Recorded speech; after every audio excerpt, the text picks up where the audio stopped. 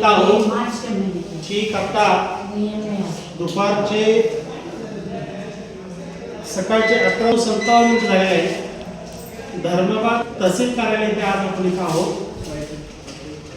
अजूनही सुद्धा नायब तहसीलदार महसूल खाता, नायब तहसीलदार महसूल 1 आणि 2 या दोन्ही रूममध्ये एकही अजून ताला आहे, कुलूप आहे। एकही अधिकारी आपल्या तहसील कार्यालय धर्मामध्ये आपल्या आलेला नाही आणि अशा प्रकारचं वातावरण आज कित्येक महिन्यापासून चालू आहे। या जबाबदार कोण?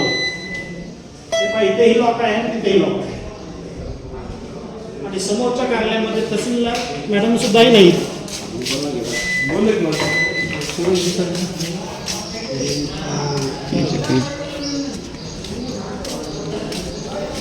महसूल प्रशासनाचे 3 जबाबदार अधिकारी आज तहसील कार्यालय येथे आले असता 12 वाजले अजूनही तहसील प्रशासनाचं कार्यालय अजून सुरू झालं नाही।